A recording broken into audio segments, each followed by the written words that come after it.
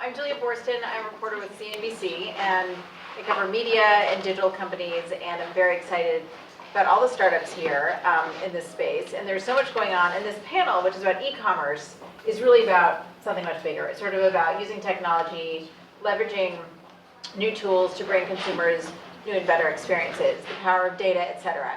So it's a very broad panel, as you can see by the number of people on it today. And so I hope we can have a free-flowing conversation. I hope the panelists will jump in whenever you have something you want to talk about. And we'll also open up to questions and comments from the audience about 15 minutes before the end. So start thinking about what you want to talk about. But I think because there are so many of you, we should start off with just a quick thought. Maybe just introduce yourself, tell us what your company is, and then give us a quick thought on what you think the biggest challenge and opportunity is for your business right now. And try to keep it brief, because we have a lot to go through. So why don't we start down there? So putting me on the spot, my name is Bakari Brock. I'm Director of Business Development and GR for Lyft. And Lyft is a social ride-sharing company that it's in direct competition with Uber, as I'm sure many of you have heard about. One of our biggest challenges right now is, frankly, driver acquisition.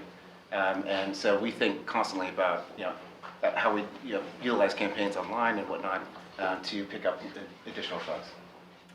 Hi, I'm Kelsey Dory. I'm the founder of Vow to be Chic, and we rent designer bridesmaids dresses online, so similar to how men rent tuxes. And I think the biggest challenge for us is a good and a bad, but it's when you're e-commerce and you're available to anyone in the country, or quite frankly anyone in the world can come and look at our site and learn about our services. It's being able to keep up with the demand that then ensues. So we've had an influx of demand, and we weren't yet ready to handle it. So it's being able to build up your processes and keep things gated in order to handle the demand you have access to. Hi, Dave Compton, CEO of Shop Genius. We have kind of a large user base that uses our app to do automatic price comparisons, so we can tell what you're looking at automatically and give you a price comparison so you don't have to.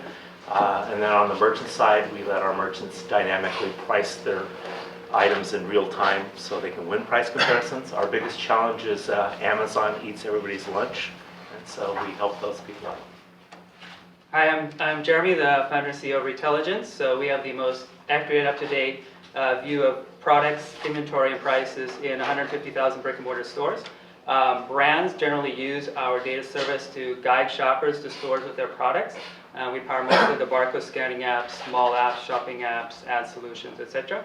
Our biggest challenge, I guess, is more on the biz dev side. So there's our data can be used in a wide variety of ways, but our data really didn't exist a number of years ago. So it's really generating awareness for all the different ways you can use this data and the benefit of it.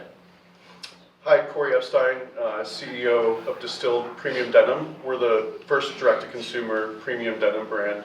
I think just, opportunity, I think really interesting, the ability to deliver internationally, and some of the logistics providers that have made that really affordable for international customers. That's something that really excites us. And then I think just, similar to Vow to be Chic, anytime you're in branded e-commerce, scaling production and making those right decisions and demand forecasting are sensitive decisions and a challenge.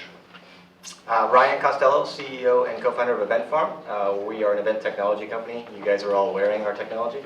We did registration, so we're part registration, guest registration, check-in, and ultimately kind of an experiential platform for events. And we're a B2B company, which is a little bit different than some of the consumer-facing businesses. Our challenge is scaling a B2B business. Our target client is a Fortune 500 company in the world, and as a small startup, it's tough to get the attention of big companies. So it's scaling. Hi, I'm Fred Thiel, Chairman and CEO of Local Corporation. I guess a little bit different than some of the other companies here. We're a public company, about $100 million of revenue. We focus really in the internet media and data world, where we're the nexus between consumers when they search online. We have about 10% of all the internet traffic for searches in the US through our millions of unique visitors. We serve about 3 billion ad impressions a month and have about 3% of all search traffic and all ads published in the US go across our network of data. We also have data from all the top retailers, 93% of the top 100 retailers, millions of SKUs, hundreds of thousands of stores. And we tie that all together in the process of sort of discovery to decision. And our biggest challenge is attribution. How do we attribute a purchase that somebody does in the store to all the marketing efforts they did? Because that's the ultimate sort of golden egg here in this industry. Chirag Chatalia, I'm an investor with Pritzker Group Venture Capital. We're a multi-stage venture firm with offices in Chicago, LA, and New York. Have a pretty strong representation of e-commerce in our portfolio. So Kelsey at Vow to Be Chic, and then the Honest Company, Dollar Shave Club, Beach Mint, all locally in LA as well. In terms of challenges for our business, I think, one, obviously finding great deals and other great founders like Kelsey to join the portfolio. And I think, in venture in general, as the venture model evolves and you see sort of venture firms becoming, more thoughtful about the value-added services that they offer their portfolio companies, how do we sort of create a model that's, representative of that venture 2.0 model? Hi, my name is Michael Ibrahim. I'm co-founder of Whisk. We're in the on-demand ride space, so with my colleague from Lyft over there. We have a very different model than most of the people in the space, however. Most of the people, if you strip away the technology, they're recruiting drivers one by one, they're recruiting customers one by one, which is very much what a car service did, plus technology. We're a platform for existing car services. And that gives us two things. They actually give us all the drivers, but more so, we do deals where they actually want to onboard their customers onto us, and that just changes our whole capital requirements to be a little bit more capital efficient. Our biggest challenge is we actually have a lot of companies signed up, have given us the drivers, and have in the process of giving us their customers in the form of their accounts, and we just have to activate. And we have this backlog of corporations and retail accounts we have to activate and move to our platform, and we're working with them to do that. It's a marketing challenge. Hi, I'm Miko Perez. I'm the founder and CEO of Ayana. We provide digital commerce and payment services for migrants. We'd like to think we'll be the Amazon for the next 4 billion. We focus on migrant people who leave their countries and work in places like the United States or Canada, Australia. So we've been at it for maybe 3 years. We've pretty much have a good run rate, basically helping people sort of support their families back in their home country. Our biggest challenge actually is we've had no trouble acquiring customers with credit cards, but many of the migrants don't have credit cards. And actually in other countries, apart from the United States, even wealthy countries like Canada, Japan or Taiwan, many people don't use credit cards. So to make online payments, we've had to sort of like strike deals with sort of over-the-counter type of retailers like convenience stores and other sort of OTC type of payment systems. So that requires time. So that's what we've been focusing on, sort of doing deals in different countries to allow us to collect for online purchases. Very interesting, diverse group of companies, and it seems like a lot of you are having challenges scaling, which is good because it means that there's demand. And it also sounds like a lot of your businesses are being transformed by big data or sort of hinge on access to data. And I know if maybe you're nodding vigorously, you could talk about sort of the rise of big data as a transformative force. Sure. Our Crillion technology ingests data from pretty much 93% of the top 100 omnichannel retailers in the US. It's billions of transactions, product data, 3 million SKUs with location data and hundreds of thousands of retail locations. So we're focused on ingesting this data, but when you marry it to all the search data that we have where people have been searching online, and you marry that intent data to a product availability, it lets us do all sorts of really interesting insights. For example, if you look in the world of Amazon as an example, if they could price their products dynamically based on inventory availability of retailers within a 5-mile radius of you, they could increase their margins by 20 to 30%. The retailers don't want that data to be available to them. So the question is, how do you collect that data without the retailers owning it? And that's an area we work in quite effectively. So big data is a huge part of this industry going forward. The insights that big data will drive will have significant bottom line implications for the retailers, but more so for the brands, because the brands are also very interested in knowing how their products are being stocked locally, and the brands are moving more and more to an omni-channel model. So for example, I could be a major computer manufacturer and I have an e-commerce store, but I also have retailers. And I need to make sure that a consumer who wants to buy my product can buy it wherever they want. And so they're looking for ways to power those that provide consumers with very localized content and offers, and that's another one of our product areas called in-store. And Ryan, you're an event company, but you're also really about big data. Yeah, well, two things. One, we have there's a slide that came across our world recently, and I wish I could give credit to this brilliant comedian who came up with it. Big slide and presentation, big data. It's like sex in high school. Everyone knows they want it, and everyone's kind of telling everyone that they are having it, but they don't really know what it is. So I think there's a lot of misconceptions in our world. Again, we're B2B, an event company. What big data are we in? We are absolutely in the data collection game, and so I'm not to spook anybody, but there's antennas. I said you're wearing our technology. There are NFC antennas in your badge, and you're not doing too much with it, but we are tracking where you're going and what sessions you're going to and what time you checked in and those kind of things. That's the very basic level. So how is Siemer learning back about the data you're giving us? Well, we know what interest you're in, we know what industry you work in, we know who you potentially interacted with, and we're going to reposition that data now to make a better experience next go round. The other comment I'll have on big data is we work with a lot of Fortune 500 companies and talk about big data and how it relates to marketing. That's kind of one of the topics in here. We are in the final application stage of being a preferred marketing developer at Facebook. What that means is, how are we helping encourage companies to spend more on Facebook and advertise? Well, Facebook wants them to do that intelligently. So how can an event company learn about people in a given space? Okay, 67% of the women in this room like John Mayer. How did we learn that? We figured out some way to get that data. Okay, go back to Nestle and say, Nestle, the women who eat chocolate, you should be targeting them using John Mayer. That's kind of the concept of how we can translate data in real spaces back to trying to drive consumer behavior and marketing. And so what's the end game in terms of how you can use event data for marketing? And that's a crazy example, but I don't think it's far-fetched. We use that example all the time with cars, right? If I want to sell more cars and I'm Ford and I want to figure out what the soundtrack should be or what that commercial should look like, it's not far-fetched that the top-down red Corvette, or with the girl with the blonde hair listening to John Mayer, that's not far-fetched, right? Because I know all those things about you already. But do you think it's all going to be about getting data from something like this from an event, or you can have that embedded in a credit card account? Yeah, absolutely could be. I think this is just an easy way to do it right now. I think eventually it could be a mobile device, it could be anywhere. We don't even need these things. We're getting closer to Minority Report every day. So I think it's a little bit scary, but it's also powerful if you use it in the right way. You don't seem very scared. I'm not scared. I'm excited about it, yeah.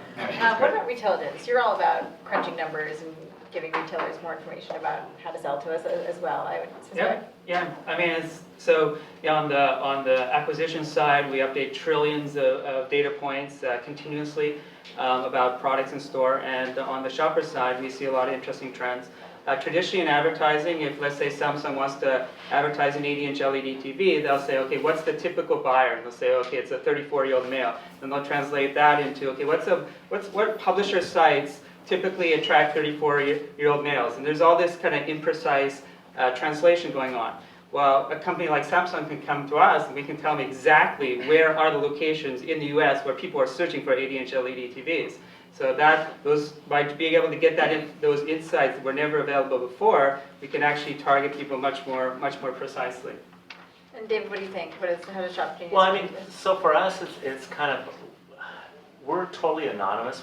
People use Shop Genius as a browser extension, and you download it. We don't ask you to register, so we don't know who you are. But you can shop on 13,000 of our websites, and if you go to Amazon or Walmart or whatever, we can tell what you're looking at, and we'll offer you up a price comparison. We know you're looking at a USB cable, so you're on Amazon, we'll say, here's 27 other places that have that. And so on one side of our house, we have this immense amount of data that we see what people buy and what they do. We don't know who you are, but we have this large profile. On the other side of things, then we take that data and we say to the merchants, well, this person has never bought from Walmart.com, but they're on Amazon looking at a product that you sell, and you're going to lose in price comparison, because that's really what we do is price comparison. In price comparison, there's only one winner. Everybody else loses. So we're able to say to these other merchants, this person has never bought from you, but he's bought, this is his profile. What would you like to drop the price and gain the sale? So it's kind of a whole new platform, but what we're finding is on millions and millions of comparisons, Amazon eats everyone's lunch. And so since we're talking about e-commerce, it's really about how do we challenge that? And there's many, many ways. It's not about price. Sometimes it is. Sometimes it's about service, but that's the data we collect. Now, a lot of the data is all about mobile these days. Where you're walking through the conference or what you're doing on your phone because it's with you everywhere. And I'm curious to hear from Lyft. You sort of, I mean, your business is contingent on the mobile devices, right? Yeah, that's absolutely right. And so we do rely on collecting robust data from our users with regards to where they are and where they actually need transportation. And I think it goes without saying that companies like Lyft and obviously Uber, and especially with their launch in Manhattan, are looking to use this type of data with regards to commerce in order to come up with like a optimal service to deliver that product that you've ordered to your home. And so it's amazing to see the fact that we know, for example, where you are, and we know where your home is. And for those of you guys who've actually used the Lyft application, you can actually enter your home address now, and we store it as your quote-unquote home, and we actually can store your quote-unquote home, work, just like Google does. But we understand what your typical day-to-day patterns are. And so it's wonderful to see that when we work with retail partners, and though we haven't done so far, but partners such as Euclid and Nomi and other retail data collection services, they can let us know, hey, like this person just walked out of Nordstrom. Would they like a ride back to quote unquote home? And so we look at those type of opportunities as a way to further develop our business. Is Whisk doing the same thing? Absolutely. I mean, I think a lot of people don't realize, they love the idea of the app of on demand. What they don't realize, it's actually fundamentally less efficient than the way things used to work. Like if you were a driver and you had an hour and a half notice of you getting a ride, it's like, well, you can plan for it, you can plan routes. Now people want to ride with an SLA of 2 or 3 minutes. So when you think about it, it's fundamentally less efficient unless you can, instead of plan, start predicting. And that's all about data. It's like you need to know, this person's home address is here and he tends to leave between 7 and 9. He has this percent chance of taking a car versus taking a subway. All right, and then, therefore, I need to move drivers to basically be able to serve them. Otherwise, I'm just going to have drivers sitting and waiting and hoping, and that's expensive. And we want to drive the prices down. We don't want to drive the prices up. But people are actually expecting a service now that is fundamentally even more expensive than what was provided in the past. Miko, how much of your business is going to be tied to mobile? Do you expect people to be paying with mobile devices? Well, absolutely.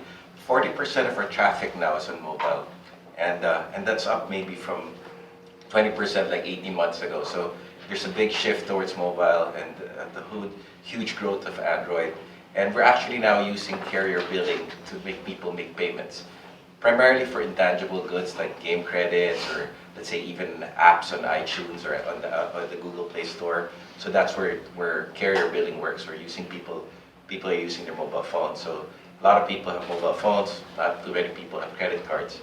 But speaking of big data, even for emerging markets, it's a huge field now. For example, we work very closely with Google.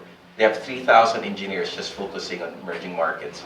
And one thing that they're very interested in is basically all this sort of payments and sort of transactions being driven by migrants is basically very valuable for them. So these people are the ones sort of buying plane tickets, insurance, banking transactions, and even sort of making health payments or real estate payments for their families back in their home country. So it's a huge important part of our business as well to sort of basically gather all this data and make informed decisions about how to market to these customers. Now, I see Distilled and Bad Chic is much more traditional e-tailers. I'm wondering how both of you look at both data and mobile as forces impacting your business. I mean, is data important when you're figuring out, how to stock or access inventory? Yeah, data is interesting for us on the day-to-day, but also longer term. So we have, our customers are brides and bridesmaids. They come in and they want to talk about their wedding. So they give us a ton of data when they first sign up. They will, type in every form field that we have relating to their wedding. So we collect that data not only to help them with the bridesmaid dress rental, which is what they came for, but then we're also at the start of the $50 billion wedding industry. So then we have data that can help with the rest of that wedding planning process and is valuable by all the other vendors and providers in the industry. So it's an interesting longer term play as well for us.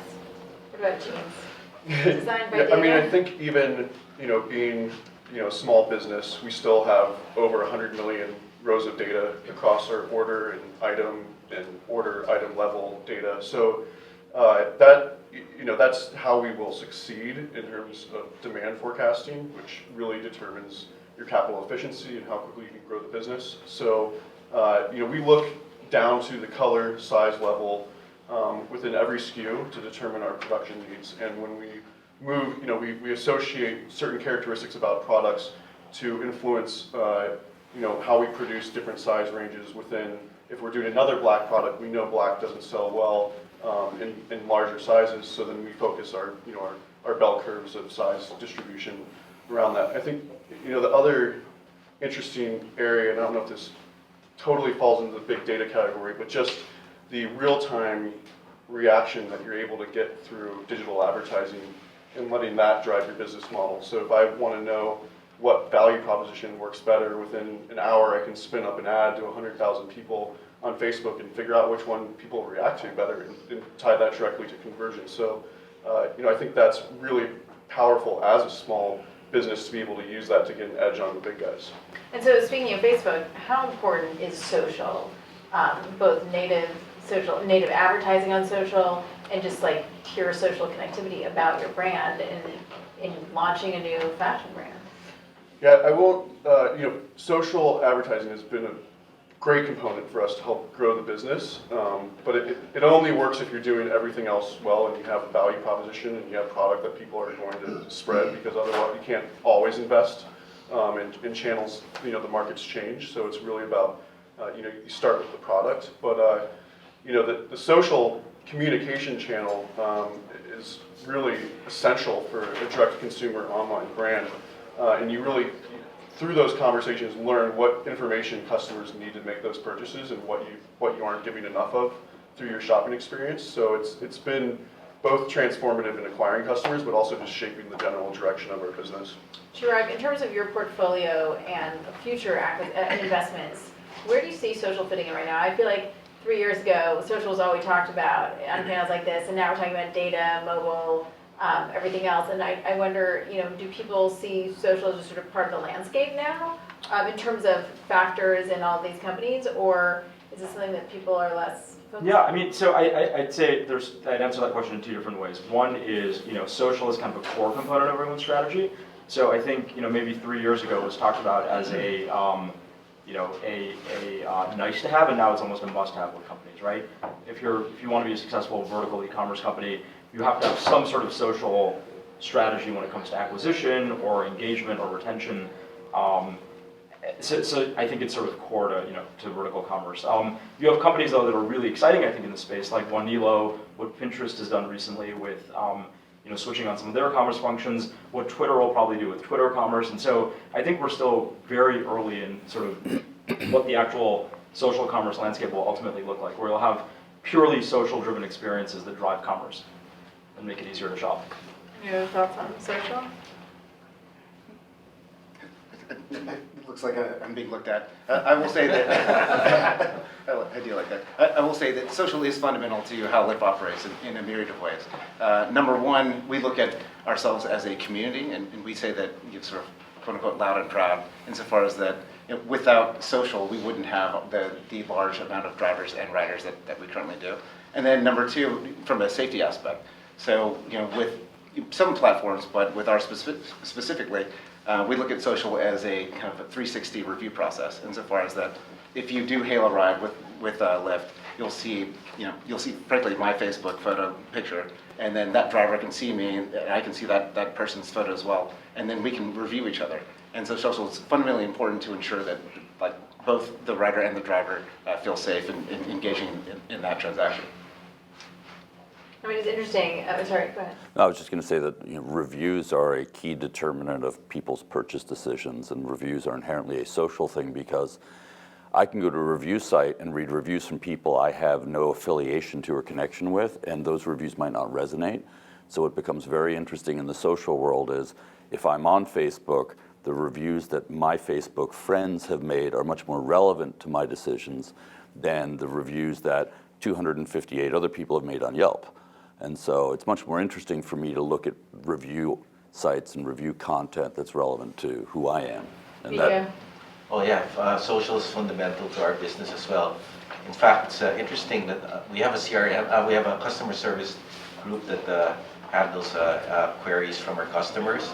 But we found that most of them actually just post on our Facebook page. They ask questions on our Facebook page, instead of email or calling in. So So we really have to have someone full-time focusing on basically managing our social media engagement with our customers. Maybe just a comment. I think to your first question, yes, I think social is becoming part of like all consumer experiences. But then tying it even back to this panel, I think commerce is becoming part of, is being woven into the fabric of everyday life. I think that I like this case, right? I should be able to take a photo of it and immediately know where I can buy it and what the price is, and have it delivered to me right here, or have it ready for me at my home or whatever. So. I think it all becomes, part of the fabric of everybody's life, both the social aspect and the commerce aspect. There's been a lot of talk about both Twitter and Facebook launching buy now buttons, and I think they're testing them in beta. I'm just curious what you guys think that's going to do for the landscape. Is it going to be transformative? Will it be a blip? Do you think it'll work? Well, just as per I said, I think that's just one example of all commerce being embedded into all forms of images, products, everything, all the time, anywhere. That's a good first step, and I think we'll be going far beyond that. The last few things I've found and wanted to buy, I found on Instagram. Snapped a picture and then went to the site and purchased them. So we'll see. But yeah, I think social is incredibly important, and it's about the authenticity. I think that's a huge part of it, and that's what you're kind of speaking to. It's the authenticity of someone or someone. So for us, the social sharing of, we're a new concept, a new idea. So people will write an article on us to be shared 1,000 times. That to us is so much more powerful than us doing an ad or any kind of marketing. It's people sharing it and spreading the idea and the awareness themselves. I'll add, we're talking about e-commerce, but it's interesting how e-commerce will affect the retail business. We're not in the retail space, but we've kicked around ideas with simple NFC technology. We were working on a project with Google. What if we set up a room and it was a mock store and everything was for sale, but no one worked there? Right? So you just walk around the room and say, I want, similar to what you're saying, I want this, I want that. You tap your phone, you tap whatever it is, and it just gets sent to you. So now our stores, museums, our stores, what are stores? I can just walk out and it charges me. So it's really interesting to think about. I know that's not necessarily entirely e-commerce, but it's digitally So processing transactions. The inverse of showroom. It's the inverse of show. Yeah, it's really interesting to think about, and could that save staff and labor? And it's really interesting to think about. Very interesting. Another topic that a lot of you touched on, sort of this challenge of scaling. That you have customers, you have demand. You're trying to figure out how to scale globally. You're talking about getting requests from around the world. And this folks at Siemer put it sort of like, how do you remain a local company, especially if you're Whisk or Lyft, focusing really on serving people in local markets, while also scaling. How do you do it? So it is actually a unique challenge for us. Our model is B2B2C, and so to some degree you could say our customers are almost our partners, which are car service companies. And New York has a very unique position in the world because it is by far the largest market. It's roughly 40% of the US market. And you go to a car service or taxi company anywhere in the world, they're probably within 1 degree of one of my partners. They probably know each other. So it's great. It's a great launching point to go start there. Now that being said, when I go from one metro to another metro, the dynamics, the physics of the market are dramatically different, and the needs are very, very different. One person will be very concerned with serving a corporate client. One would be concerned about maintaining the local, the local restaurant who calls them for rides. It's just very, very different requirements. And it's a challenge because, the challenge of the startup is a lot of people, when you think of programming or developing for scalability, they'll think of the technical requirements. And they'll invest in something and they get with this dilemma, they've got this perfectly scalable solution and no one using it. So our philosophy has always been, you want to experiment, so we'll put something out there that's not technically solid, just a bunch of monkeys in the back room pretending they're a computer program. And we hope to have the opposite dilemma where, oh crap, we got more people using it than we have, a real solution, and then you kind of go and back solve. And that's worked pretty well for us. So we're always experimenting. I love our technical team. They've all delivered based on their size, but we always say let's test it first. And it's tested in multiple scenarios, and only when it takes off and we're in crucial and critical pain because it's beyond our scaling solution, then do we invest, to make it a perfect product. Troy, you're nodding.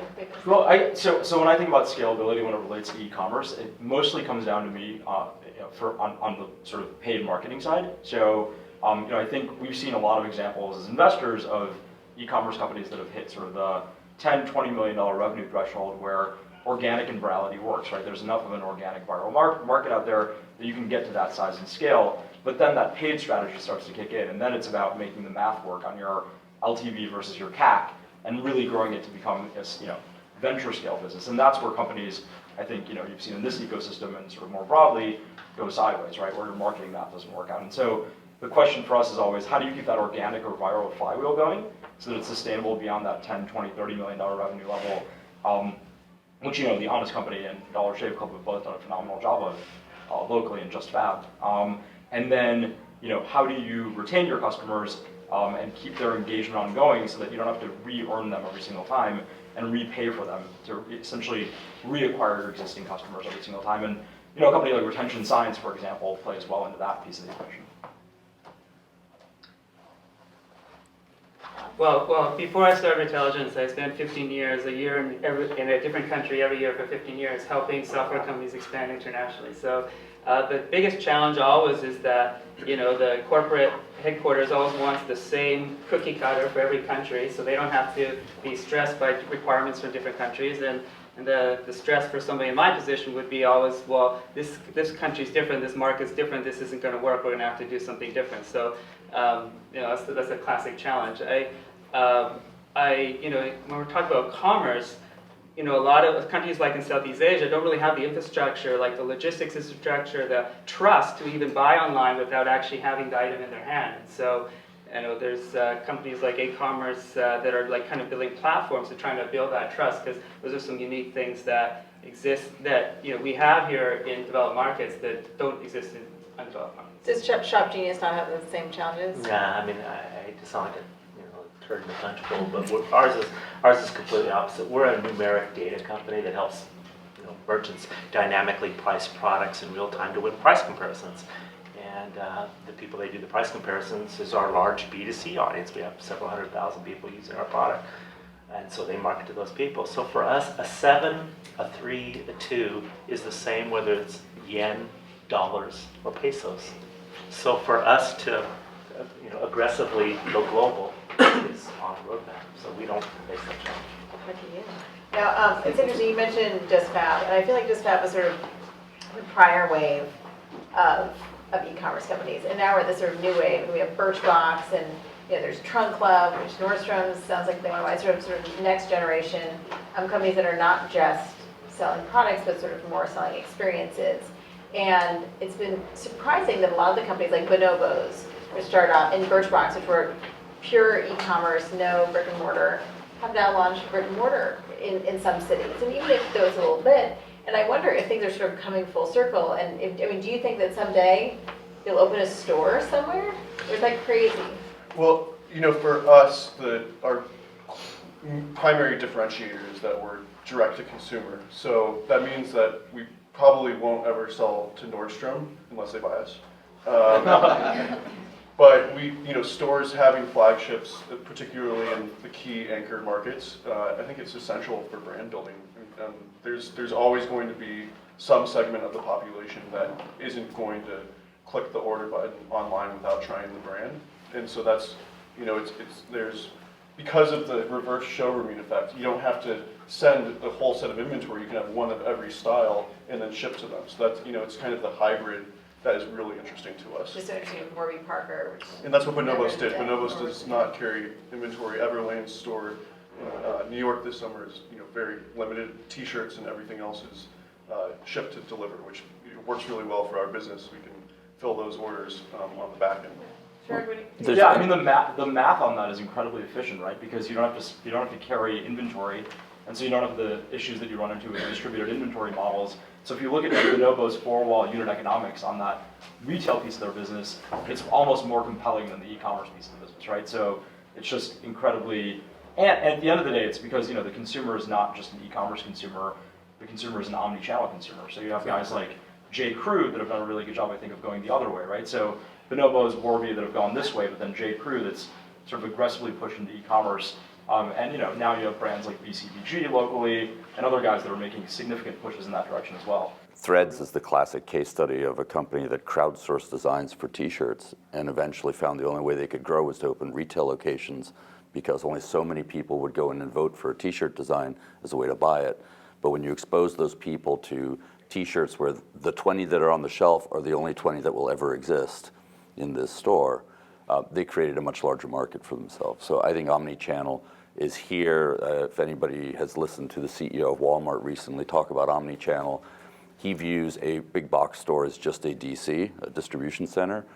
In China, for example, they will put in a satellite community a DC in an apartment building because they can service 80,000 families with diapers, dry goods, etc. out of that facility. They all order stuff using their phones, and it's not a store, it's just a localized DC. And they're designing all their systems today to work, whether you order on a phone, on a computer, a tablet, or whether you're in the store to pick up something you ordered online and want to add to it using your phone. They don't care. It's as long as you buy it from Walmart, that's all they want. Interesting. Now, before we open up to questions, I just want to address the investment M&A marketplace right now. I mean, I just mentioned Trunk Club. I think Nordstrom wants to buy them. I'm just curious what you guys are seeing in terms of investment trends and whether you're interested in selling and who you think would be a good buyer for these types of companies. Nordstrom's. Well, no, not, that was just an example because they seem to be frothy in the e-com space. Sorry, Seattle's on the phone for you. But in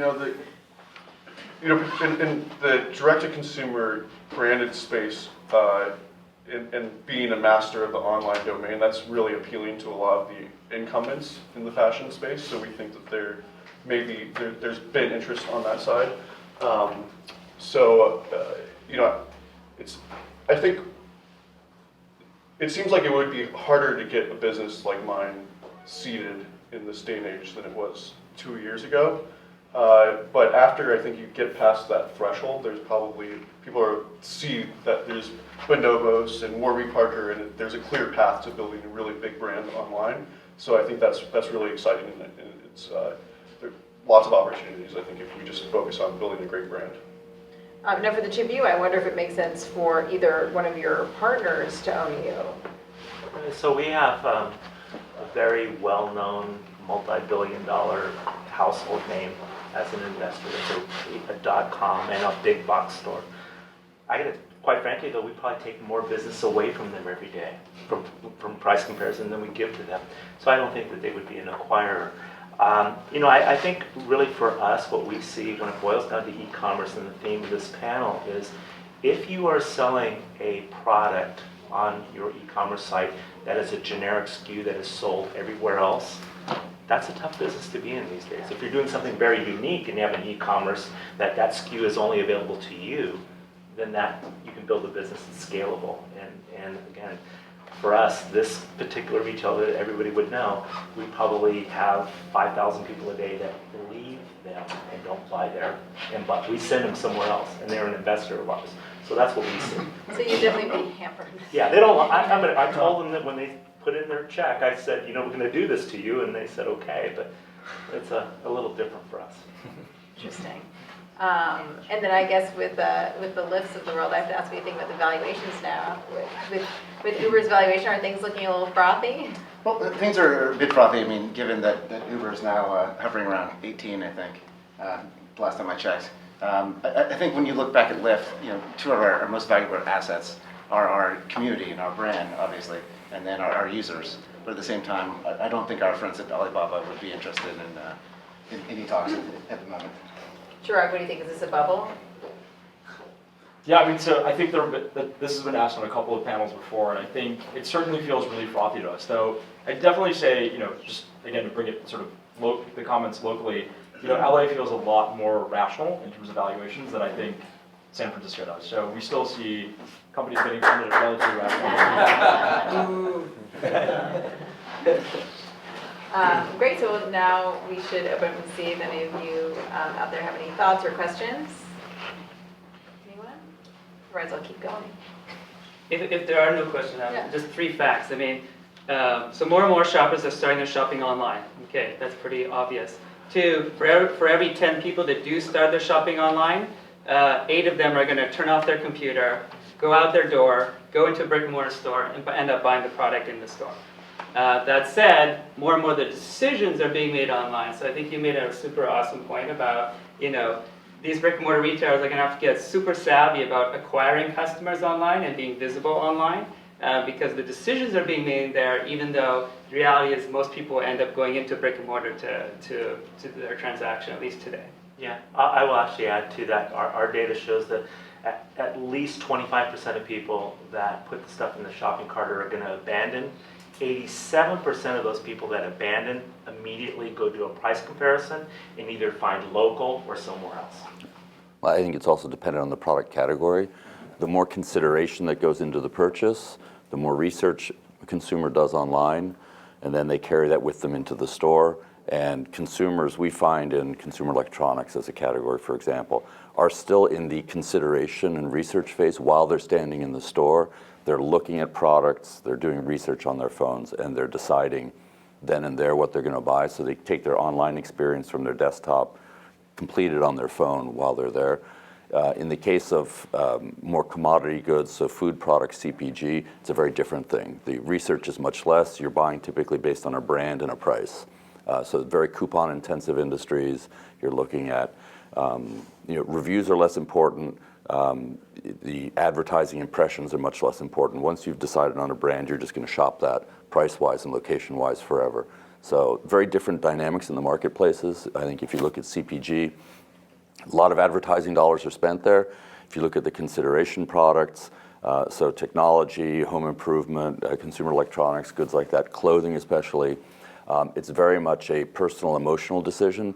You can, on the stats of a TV, decide which one you like better, but it's not until you see it in front of you, you look at the quality of the picture that you're going to make the decision. And the same thing with clothing relative to fit. I think there are much fewer online-only e-commerce clothing companies that survive long-term that never open a retail store than the ones that finally open retail and let people actually touch products, because it's the only way you can really long-term maintain that consumer. And what about the rise of logistics as this force in next generation retail companies? I mean, I find that like a company like the Books, the flower delivery company, we think of it as it's competing with 1-800-Flowers, but it can do that and change that flower retail market because it's leveraging logistics. And effectively, I think that's what Uber and Lyft and to a certain extent Whisk are doing. I think it's really interesting also in the food space because, for different generations of us, there was Webvan, and then there were, when I was in New York, 10 different delivery services, Cosmo and Fetch and all these things that went out of business. And now in the last 18 months, the number of like on-demand food or food in a box or pure grocery plays has just skyrocketed. It definitely differs by environment, right? So if you're in New York City, parking's at a premium, you want stuff that you can walk to and from the store, you got to be able to carry it. Delivery services are much more attractive. If you're living in suburbia where you're going to the stores anyway, you're out and about in your car, ordering online and picking up in stores a much more attractive model, and that's kind of what the Walmarts of the world have chosen to do. Because with a lot of fresh produce, if you're buying it, you want to be able to consume it. Well, it has to be picked and checked that it's fresh. And one of the downfalls with the web vans of the world before was that the quality of the produce wasn't timed to when it was going to be consumed. Good quality produce, it just wasn't ripe enough, or it was overripe because the person wanted it for 2 days. So the consumer wants to have that decision point in food, which becomes very important. But logistics today, every brick and mortar store is a DC by facto. Lyft and Uber are doing delivery services for e-commerce providers. I believe as part of the business plans that basically when there's extra time, hey, if somebody can deliver something from a brick and mortar store to a consumer who lives quarter mile around the corner, instead of taking it from a DC, they'll hire a car to actually go do that delivery, which is really interesting. And the concept of DCs being just in close proximity to where you live and being micro DCs is something that all the big guys are looking at very attractively. Any other audience thoughts? Objections? Almost time to wrap up, but any final thoughts from the panelists? I think when you look at the path to purchase, consumers doing discovery, they're going to make a decision, they're going to buy something. At the end of the day, a consumer likes the shopping experience, and I think the people, whether they're in the advertising space, whether they're in the data gathering space, whether they're in the retail space, the product manufacturing, that can make that experience perfect for the consumer, and every consumer is different, are going to reap the benefits of this. That's what it's really going to be about at the end of the day. Any other thoughts down here? I was going to say, so I was actually on the original click-to-buy team for the YouTube commerce initiative back in 2007. I was also counsel for Twitter as they launched all the revenue. I was legal director there, which is why I didn't really chime in too much. But I will say, I think commerce and buy buttons are going to be the future. I think that everyone needs to take note on that. I think for me, it's about we're all privileged or almost spoiled consumers now. Instant gratification, we get what we want, when we want it, on demand, and we're trained and used to that. So it's as e-commerce providers, how do we serve customers in the way they want to be served, which is they want to, they want to have the in-store experience, so then they have the option. We're an e-commerce company. We have a small showroom in our office now. Customers want that. We were, part of our value proposition is that you don't have to come into the store, but certain customers still want that. And it's how do you meet this demand? Okay, maybe they want to see and touch and feel the product, but they don't have the time or whatever it may be to come in the store. Great, we do a try-on program, right, where you send the items right to their home. And so it's about how we all meet the demands, basically, of the spoiled consumer. And it's a great thing. I am too. I think we all are. But how we kind of Spoiled, but not in a bad way. in a good way, in a very good way. I'll just add on to what he said about people like to shop. So our app works on about 13,000 websites and have a large user base. So we get to see what people do not only on Walmart, but on down to the smallest site. People like to shop, with the exception of Amazon. I mean, our consumers usually converted about 28% on Amazon, which is 1 out of 4 people, when they go there, they actually buy something. But everything else, the other 12,999 websites that we look at, people like to shop. And so I think it's, if you can create that great shopping experience, it will lead to that, because it's not just click and buy. And as we go to mobile, here's what we have found, is we're primarily still a desktop laptop company, but we find that people browse on mobile, they buy on desktop laptop. So the more you can help people shop, the better. Every digital marketer's worst nightmare, attribution. Yep. Well, it seems like a good note to end on. Or do you have one more thought? Well, no, I was going to say, I agree with buy now, but we've seen in certain categories that if you give the two options, buy now or find nearby, in certain categories we've got 10 times as many people clicking find nearby. So it's still that instant gratification, but it's helping with that customer journey for a local purchase. Great. Well, thank you so much for joining us, panelists, and thanks, you guys. Thank you.